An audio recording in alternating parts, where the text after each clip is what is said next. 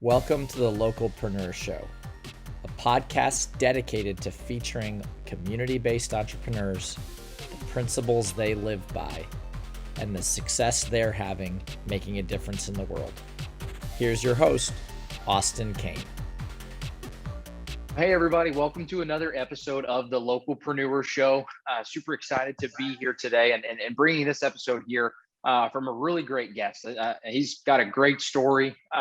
It's Jorge with the best restoration out of Gainesville, Florida. And his story goes pretty far back to even coming here to this country and starting this business. So I'm really excited for him to share his story. And Jorge, let me turn the mic over to you for a minute and tell everybody who you are and kind of how you got this started, and then just a little bit about yourself. Thank you. And again, thank you for the invitation. My name is Jorge Villalobos. I'm originally from Colombia. I came to the States in 1989. I used to be a banker working with the government for a lot of years. And also my wife was a physician. We have to leave our country for security problems in 1999, and we came here. We live in Broward County, that is South Florida area. And we start to learn a little bit of English and learn about the culture here. And my first job was to be a driver, and I used to drive people to the airports and to the shopping centers and things like that. And this is when I start to work a little bit my English. And one day somebody that I met in a barbecue, he told me, hey, somebody's looking for somebody in a carpet cleaning business. You know something about it? I say, I don't have any idea, but I can learn really fast. And then I went to this office and I worked with them for 2 years. I was in the office. I didn't do any operation outside on the field. And this company went out of business for money issues. And then I get a job the next week in a restoration and cleaning company in Fort Lauderdale area. And this guy has a small operation. The name of the company was Jay's Restoration. And I worked with him for 2 more years. Then I was on the field. I learned to do a lot of the work that carpet cleaners does and restoration. And then I moved to Gainesville 2004 because we want my wife to come back to the school. You know, she has already a degree in medicine. Then we want her at least one of both to come back to their field. And, I figured it out that this is a city with 50,000 students in one university and 30,000 students in another one. And then in 2006, I opened my own business and I was by myself and I started to clean carpets in different places and different condominiums and apartment complex and different, and then this is how I started. And we went from the first truck to the second truck to the second guy to the third technician. And right now, 16 years after, we have 51 full-time employees and we serve the whole area. And for the last year, I'm opening a new division in Jacksonville in San Agustin, and I'm excited about it. I'm living part-time here in Gainesville, part-time in San Agustin, and we are doing really good. I'm 56, but still I have a lot of energy.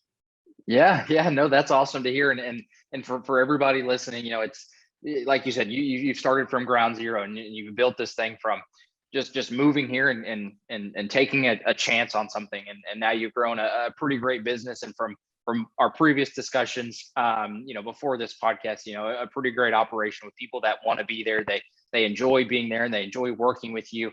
And we'll get into some of that and why they enjoy that. So excited to dig in here, but before we jump in, a refresher or reminder, maybe for if you're listening to the first episode of the Localpreneur Show, really this show is all about sharing how local home service businesses are making a difference in their communities.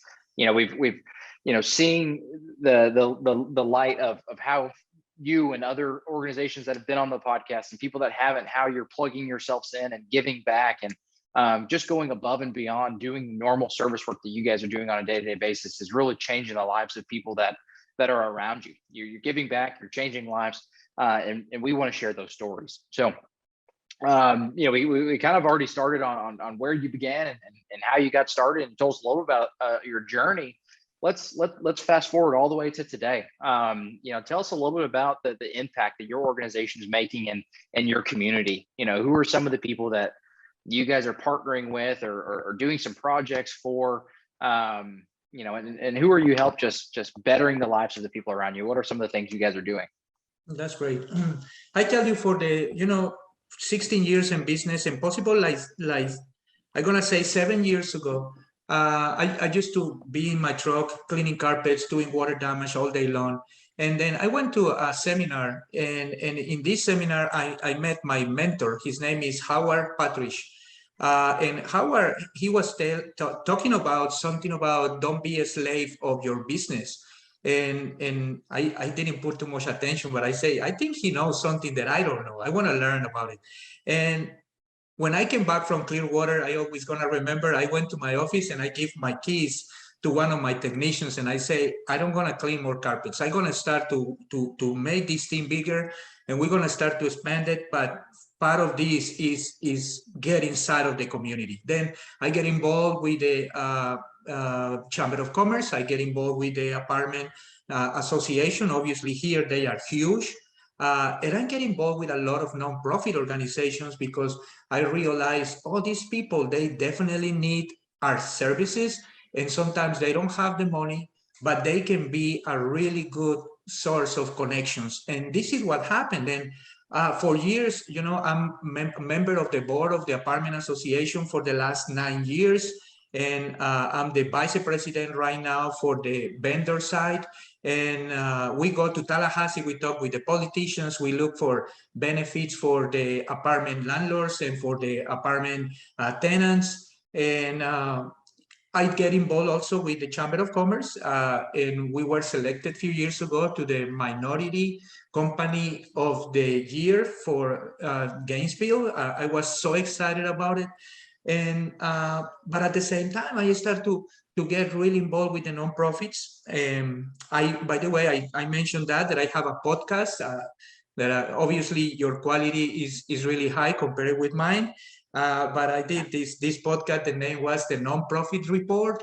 And then what I start is I invite all the main people from 52 nonprofit organizations in Gainesville, and then I give them the chance for an hour just to talk about what they exactly do and how the people of the community can help them. And we worked together for a while, and was absolutely wonderful because we gave them this platform that sometimes that they don't have. At the same time, my wife is a board member from Peaceful Paths. That is a nonprofit organization here. I'm a member of the Family Promise. We are helping them for years, especially they do a lot of housing, and then we offer to them all the time the cleaning and renovations and everything, that we get involved in a lot of the projects that they do. Like I told you before, I really believe that all these things that you do for the community, they come back to you. I own everything that I have to this city.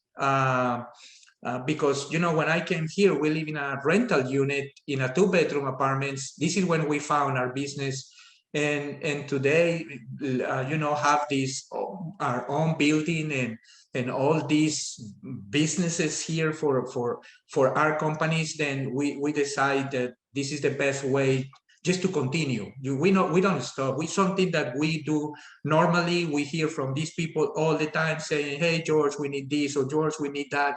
And we're always there. And I say, and also I involve my team members in this kind of actions. I bring them to, when we bring breakfast to the homeless, I bring them to us. When we go to clean the Donald McDonald House, that is a national organization, that the carpet cleaning, that we go to the Donald McDonald House, Ronald McDonald House every year, and we clean 2 or 3 times the carpets for them, and we bring breakfast and everything. This is a national project. We are part of this. Then I'm really excited because we are, and the people notice that. That's the reason that every time that I introduce myself with somebody, he say, hey, I'm the owner of the Best Restoration. Oh my God, I see your guys everywhere and your trucks are everywhere.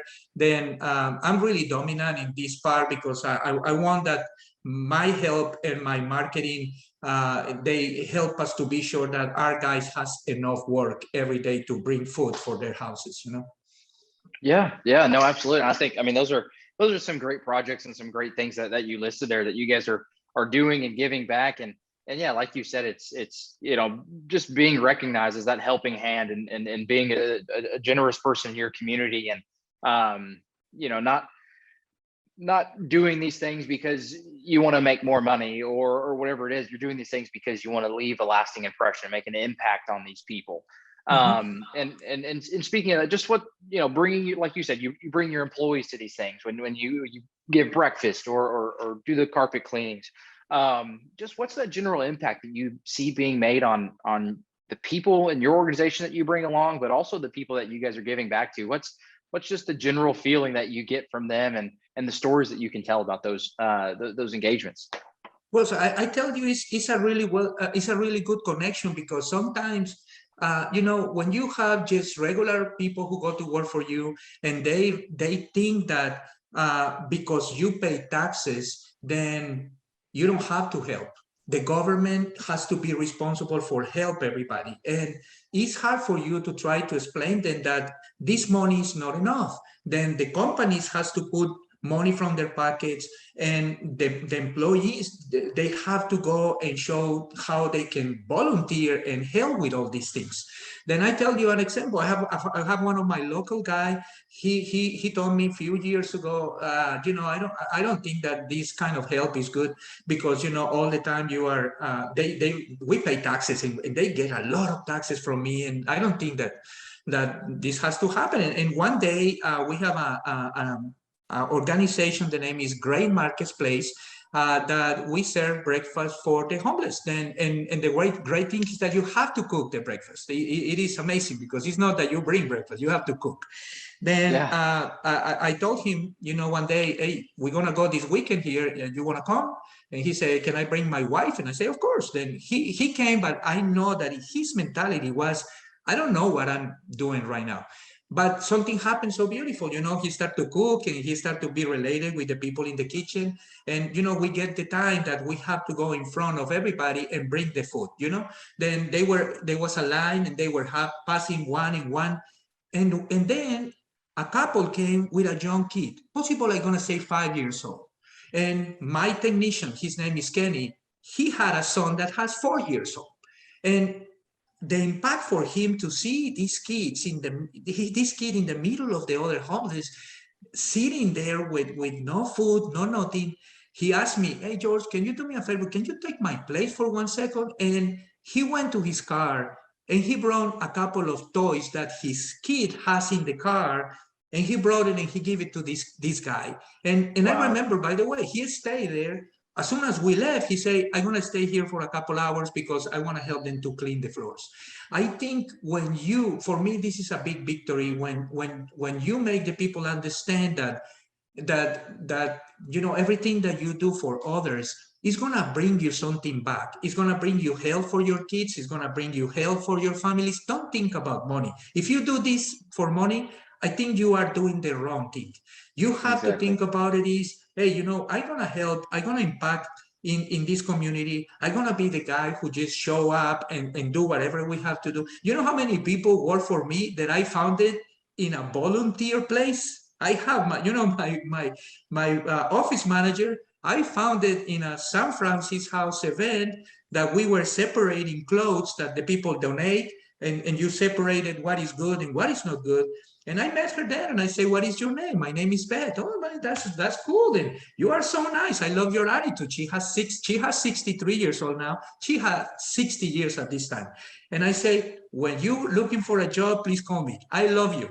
And this lady called me a week after. She's working for me for the last 3 years. Then that's awesome. People say, where I want to find people to work? This is the perfect place, because this is the people who go with good attitude. They don't care. They sacrifice their weekend for some hours that people is playing golf or watching TV or whatever. I'm a soccer player. I love to watch soccer, but you know, I have to miss the game if we're gonna go to an event like this. That means that I think the return is really, really, really good. Yeah, exactly. And I think in the example that you shared of the technician staying back and hanging with the family and with the boy, I think when you see those situations and those scenarios, you see that what you're investing and you're putting your heart into is paying off 1,000 times more, because everyone else is following your lead and maybe even and going 2 steps further. Yes. And they're doing it because not because you told them to, or you said, hey, we've got this project we've got to do. It's they wanted to be there, they wanted to help out. And I think that's what makes it all worth it. And Mhm. those are also the stories that we want to share on this podcast. And so, I'm glad you're sharing those, and it's really awesome to hear that and hear kind of your point of view. So kind of continuing and talking about what you guys are doing in the community. There's always projects that home service companies are doing, or there's something that goes on. Um, Again, going kind of above and beyond someone that's paying you, someone that called you, said they need service. Tell us a story maybe about a time that you guys went above and beyond. Maybe you did something for free. Maybe you did some crazy big project. You knew the work needed to be done. And maybe there was just some situation that unfolded kind of right in front of your eyes, if that makes sense. Mhm. Tell us a little, maybe a story about that. Well, I tell you is when we were a little bit smaller, my job was to go and do the estimation and look for the work. And most of the time I come back to the office and I say, guys, we have this job. And the guys say, okay, how much money we're gonna collect? Oh, it's gonna be only certain amount. And they tell me, why is so low, George? I say, wow, this person need help. She's by herself and she has 2 kids, and the cat is old. Everything is complicated in this house. Come on in, we help. All the time, when I start to realize how important was this, and I start to do it, my team all the time was like, I'm gonna tell you, they fired me from the estimation department. My own employees, they told me, you don't do estimates anymore because this is terrible. You want to help Yeah. everybody, this doesn't work. Okay. But something that I want to tell you that for me is happening now is that this person that was with me 6 years or 7 years ago, that he was looking at me doing this. Now he's the supervisor of the restoration side. And then sometimes we are in meetings. I have meetings with my staff every single day. I know people say, are you crazy? You know how much money costs you? You know how much money costs you 30 minutes with all your people every day? We have a conference room that we have 35 people there. 15 people go to the other side, is the other business. And we go and talk every single day about different things. And I love when my supervisor, his name is Dan, he come and he say, hey, George, I have this customer, but I have to tell you, I'm sorry, we're going to do it for free. I say, I love you, man. I love you. I remember That's you. You great. were the guy who were criticizing me long time ago because I was so soft. And now you are doing the same. Why? Absolutely. Because you understand how the system works. And for me, it's how the word work. Is that you do things for others, man, and you help them. It's something that I learned from Zig Ziglar. And he used to say, don't follow the money. The money is too fast. Follow the people that they need help and they will bring you the money. Then if you think about it, I learned from Zig Ziglar. I'm part of his group, and I love all his philosophy. At the same time, you realize is that if you, like a business owner, you use your business like a vehicle to help other people, believe me, you're gonna have all the time what you want and what you need. If some people, I have conversation with too many people that come to ask me for advices, and they want, George, what you're gonna do in this case. I always tell them, if the only goal that you have is money, don't come to talk with me. I'm not the guy. Go and talk with somebody who drives a really nice Corvette and has a house for $1 million. I'm not this guy. If you want to see how you can work really happy and have a nice team that enjoy to work with you, I can help you. But if your only goal is money, you are in the wrong place. Absolutely. No, I completely agree right there. And no, and I think, just what I've already said, I think what you're doing and the business you've created and the people you've reached out to and brought in to help you grow to where you've been. I think you've checked off a lot of boxes that maybe some people probably wouldn't check off. But it's put you in a pretty great place. And from what we've talked about in your expansion and what we're going to get to here in just a second, talking about that new location. I think that is the name of the game right there. And so, let's shift gears and let's talk about that. That's, you guys are obviously pouring into the community all kinds of different ways. Your passion is helping people. It's doing what you should be doing for other people and not for selfish reasons. It's for the sole purpose of helping people in need. And so I think, I applaud you guys for doing that. And I hope more people can keep doing those things like you guys are already doing. But let's talk about your organization as a whole. Like you said, you started this back in 2004, was it? And over the years, you started as one person and now you have 51 people. Let's talk about those people. What drives them? What makes them want to stick with you? And what are some of the things that you're teaching them and you're helping them grow personally, professionally, and maybe start their own business one day? Yeah, well, one of the things that helped me tremendously to lead this process was that, like I told you, 7 years ago, I just started to see other picture of my business and my future, and I started to do a lot in personal growth. Then I learned a lot about my industry. I'm in the water damage and cleaning restoration industry. I get all the certifications that they have for the industry. I have a master in drying. I have my license to do mold remediations in Florida. That is not easy, especially when you have to do a test that is in English and this is not your first language. It is tough, but I have it for a couple years. Then you start to realize is how I can help these guys with a different tool that is not the money. How many people they just can put good salaries to the people and they realize the people don't stay with them. I have I opened my business in 2006 and I have technicians with me since 2008, and I have technicians, and I'm gonna say possible more than 7 of my guys, they are with me for more than 7 years. My turnover is really slow because we grow, and the people who come to be part of the team, most of the time they stay. I have a father with 2 kids in my company, and one of these kids is Kenny. His wife is the manager of other company that we have to. I have 2 couples. I have my son that is 23 years old, that he is part of the business. And obviously it's very nice because it's kind of a family. Then absolutely. If you talk with them, everybody, about how important is to do money, how important is to do upsells, and how important is to the profits, and every day you talk about the setup goals about sales and you're not getting your goals, and you put all this pressure in all your team, then you're going to start to get people that say, this is not the place that I want to be.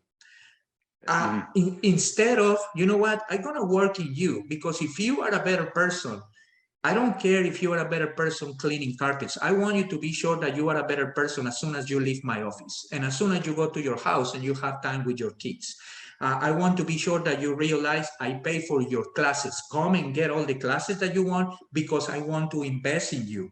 Then when you start to do all these things, then what happens is that you create a nice commitment from them, because they realize, I told all my employees, this is a partnership.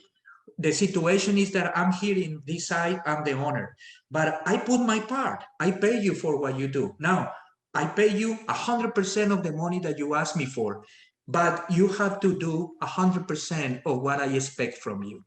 Then it's very nice, because as soon as you see people who start to lacking something, the other group, they come to you and say, hey man, what is happening with you? You have everything that you want here. Possible you have a problem in your house, come on and we talk about it. But you immediately bring it back to the group and say, hey, we are together.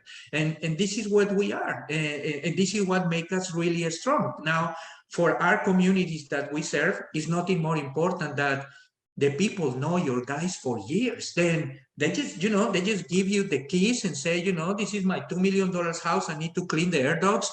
And I left the key under the mat because I know Dan, or I know Mike, or I know Sergio, or I know them. Then this is something that has a lot of value. Now, you have to understand also that everything changed from COVID. The market before used to be to tell to employees, if you don't if you don't get your goals, I'm gonna fire you. If you don't gonna clean your truck, I'm gonna fire you. If you don't do what I say, I'm gonna fire you. If I'm gonna fire you. Now you have to change the whole thing and tell them, look, what I can do for you to keep you here. Tell me what you bring to the table. And then I'm gonna work with you to be sure that we get connected and we make it work. If you start today to tell the people, I'm gonna fire you, in 5 minutes, they have another job in front of the street. People has to realize the market of the bullies, bosses, and the screaming. You don't hear a scream in my office. People are gonna say, it sounds really, really cheesy, but I don't even say a bad word. If somebody say a bad word in my business, immediately I put him out of the room. And they realize Jorge doesn't like this. Then we're gonna respect. I say, this is our house. I don't think that you say bad words when you were with your grandma. I never did it. I never will. That means that it's working your people and make it feel that they are part of something important, that they don't come here for a work, they come here for a career. And if you invest in them and they realize, hey, this guy believes really in what I do, why I don't stay with him? And that's the reason that I get the results that I get, Exactly. No, that's exactly right. And I think, investing in the right people is a big part of having a business where you want the business to be at. And on another episode, they talked about how, culture is really king in running a successful business, having the right people on the bus, and like you mentioned, the bad word part, that they think that's a great tactic, just aligning with people's values and making sure their values align with your business and your values, and making it like a family, making where people enjoy what they do. They're not coming to work, they're coming to do something that they love. And so, I can feel that's probably something that you guys are doing pretty well. I know you had mentioned that, and this was something that we had talked about in our previous call, and if you want to share it, go for it. The new Jacksonville office. Talk a little about how that's getting started and who's going to be running that. I thought that was a pretty cool story, how it's kind of been full circle for some of the employees that have worked for you for some time now. Yeah, this was a nice situation. In 2020, COVID was here, and my wife, she's a breast cancer survivor. Then she was really concerned about that I was going out every day to work, and what happened if you bring something. Everything was really, really scary. It was a scary time for a lot of people. Then we were talking about, we want to do an investment, and we're going to buy a property in San Agustin. I always want to be close to the water. Then we bought a small apartment, and we start to go every weekend. We go Friday night, and Friday night was good. And we go to the condo, and everybody was happy. And then I have to drive back on Sunday, and I hate it. One day, I have one of my employees that used to work remote. He came and he told me, my wife lost the job, and we don't know what we're gonna do. We only have one income. I say, hey, you're gonna have two incomes. You work remote. Why you don't go to San Agustin and help me to build San Agustin? And then he say, oh my God, what a great opportunity. Then, I get an apartment for them. I pay half of the rent, and I get an office. I get a warehouse. I bring two of my trucks there, and I start to do advertising. And I say, we'll see what happens, because I want to build something here, because I don't want to be in Gainesville all the time. I'm 56. I don't want to work until 70. Then I want to I'm gonna be close to where I want to retire. Then they start with me in the middle of the process one day with a text. Possible a lot of the business owners that is hearing this happened to you too. Now the people quit in a text. They don't even want to talk with you. Then they quit. I was like, what I'm gonna do now? Then what I'm gonna do now? I talk with my wife. She works remote. She's an oncology nurse, but she needs a computer. I say, Sue, I'm going to start to work in San Agustin most of the time. I have a nice GM that I know him for 16 years. I told him, Todd, you're going to be in charge of this. I'm going to build San Agustin. But, I have to go to the truck again, and I have to clean carpets, and I have to clean upholstery, and I have to do Right. water damage.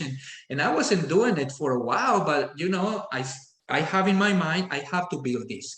And during the process, 4 of my employees, 2 men, 2 wives, that they were the 4 for us, they came to me and they said, we're going to go to help you in Jacksonville because I really believe that you have a nice project. And they start to tell me all their dreams and they want to move with me because they really believe that I can help them. And I said, yes, but you're not going to come here like workers. You're going to be my partners. That means that I'm going to work with you for 5 years. And I'm going to have an exit clause that in 5 years, you pay me some kind of money and you can keep the best restoration St. John's until the end of your lives. They are in the 25, 26 years old. They are perfect to start a new business, but they need a guide. They need a mentor. They need a name, and they need connections, and they need marketing strategies, and they need all these things that possible they didn't have, but they have all the energy and all the hard work that possible I cannot provide by myself. Then Exactly. we are closing this deal possible in a couple of days. We have a business lawyer behind the whole process, and we're going to sign in a nice event because for me it's the beginning of something that I want to do with more people. I don't want to do franchises. I want to just find people who want to build a business and tell them, look, I go with you in certain time and you give me the money that I need. I just want to retire good. I want to have enough to don't have to think about that the Social Security didn't send me my check. And I'm going to be okay. I don't need luxury. I don't need nothing. I just want to be okay. And I want to help you. And for me, the idea of have the name of my business in different places is a personal goal. That means that I think it's something that is working and I'm so excited to share it. Absolutely. No, absolutely. I think everything that you shared and everything that you've lined out, I mean, I think is a perfect I guess milestone for really anybody to hit. I think you've done a lot of things the right way. Maybe a lot of things differently than some people, but you've done them the right way. And you've done them with heart and caring and the willingness to help people. And now you're even helping people that have worked really under your wings to start a new location and have their own successful story, maybe for the next 30, 40, 50 years. And you hope that they then pass it on and then just the name keeps going on and on and on. And just that the baton of help gets passed from you to them to the next person. So, I've really appreciated you sharing all your stories today. I think this is a great episode for anybody that's listening because of all the things that you guys are doing to impact your community, the people around you, the people that work for you, and just the goals that you set for yourself as well. So thanks again for sharing everything. Any last minute, lasting impression things that maybe you hadn't shared today before we jump off of the episode here? Yes, I just want to say something that for me is worth it completely is that you have to write in a paper, what do you want? You have to set up your goals and you have to follow for them. And you have to check your goals every day or every week if you have to. But this is the way that I build every single part of my life. I want, when I came to the States the first time, I was 12 years old. And I went to Disney World. I always remember my parents, they brought us with my brother and my sister. And the day that I went to Disney World at 12, I told my dad at 12, Dad, I want to live in this country. And he was laughing about it. He said, whatever. When I left my country, I was 33 years old. And he told me, it's like yesterday that you told me that you have this dream and now you have it. Then go ahead, Absolutely. you're going to get it. Then it is cool. Write your goals, think about your goals. Don't let that other people plan your goals because at the end, it's going to be their goals, not your goals. Absolutely. No, I 100% agree with you. And yeah, that's a great piece to leave with is write them down, chase after them and wake up and keep fighting for what you want. So, Jorge, I appreciate you sharing everything again. And You know, I've really enjoyed speaking with you the couple of times that we've talked, and you know, hopefully again we connect in the future and hear some more updates on where you guys have gone and the more people that you guys have touched along the way. So thanks again for sharing, and everyone listening. I hope you've enjoyed the show today, and we're just sharing another with you guys.